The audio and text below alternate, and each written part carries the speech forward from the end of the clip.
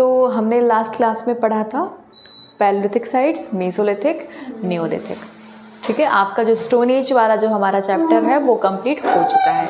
अब हम पढ़ने वाले हैं इंडस वैली सिविलाइजेशन, सिंधु घाटी सभ्यता। उसके पहले एक छोटे से टॉपिक को हम समझेंगे, कॉन्सेप्ट को, वो है आर्कियोलॉजी। ठीक है, archaeology, archaeological survey of India, ASI के बारे में आपने कभी सुना है? भारतीय पुरातत्व सर्वेक्षण, आर्कियोलॉजी सर्वे ऑफ इंडिया। ठीक है, तो ये डिपार्टमेंट है अंडर किसके? मिनिस्ट्री ऑफ कल्चर, मंत्रालय है कौन सा? संस्कृति मंत्रालय है, उसके अंडर में एक डिपार्टमेंट है आर्कियोलॉजिकल सर्वे ऑफ इंडिया। तो मिनिस्ट्री का नाम आपसे क्वेश्चन पूछा गया था, बताइए कौन सी मिनिस्ट्री के अंडर में आता है हमारा ASI? तो कौन सी मंत्रालय है? संस्कृति मंत्रालय, ठीक है, या मिनिस्ट्री ऑफ कल्चर।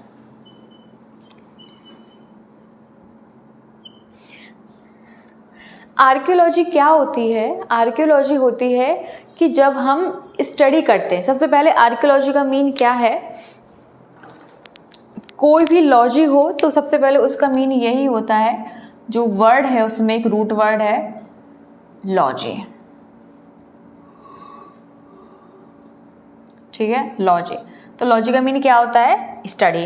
किसकी स्टडी करना? ह्यूमंस की, हिस्ट्री की और उनके कल्चर के। ठीक है, हिस्ट्री की और कल्चर की स्टडी करना। कैसे करना? जो रिमेन्स, अवशेष जो हमें मिलते हैं जब हम आर्कियोलॉजी, जब वहाँ पे एक्सकेवेशन करते हैं, खुदाई करते हैं, ठीक है, तो रिमेन्स मिलते हैं, अवशेष मिलते हैं। किसके अवशेष मिलते हैं?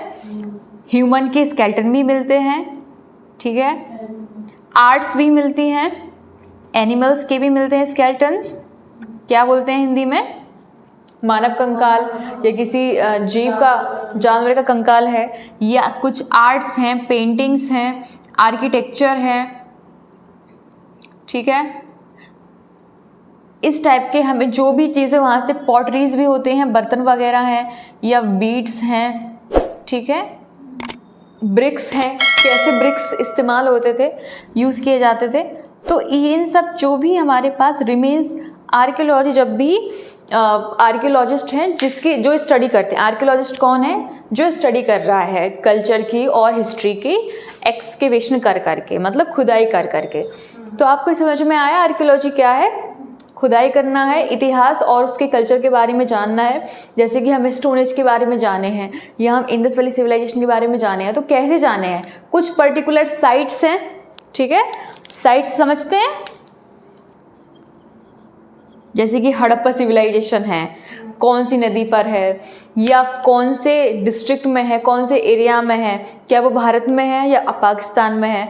तो ये पर्टिकुलर साइट्स होती हैं। जैसे कि हमने मेसोलिथिक साइट्स पढ़ी हैं, न्यूलिथिक साइट्स पढ़ी हैं, उसी के अकॉर्डिंग हर सारी हमारी साइट्स पर बेस्ड ही होता है जो भी सर्वे लिया जाता है। ठीक है, तो क्या है कि 1871 में सबसे पहले इसको, आर्कियोलॉजिकल सर्वे को, एक सेपरेट डिपार्टमेंट की मान्यता दी गई थी 1871 में, ध्यान रखिएगा, ठीक है। और इसके फर्स्ट डायरेक्टर जनरल इस डिपार्टमेंट के बनाए गए थे अलेक्जेंडर कनिंघम, ठीक है, ये याद रखना है।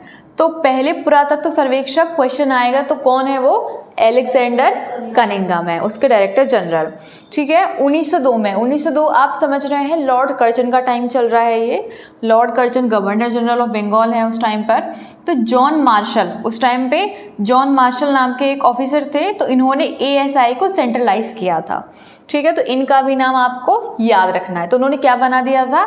आर्कियोलॉजिकल सर्वे ऑफ इंडिया बना दिया था, ठीक है। अब हम इनके बारे में, जॉन मार्शल के बारे में हम अपनी नेक्स्ट क्लास में पढ़ेंगे इंडस वैली सिविलाइजेशन में। क्या आपको आर्कियोलॉजी से रिलेटेड चीज़ें समझ में आई हैं? कंफर्म? ओके, अब हम नेक्स्ट टॉपिक पढ़ते हैं।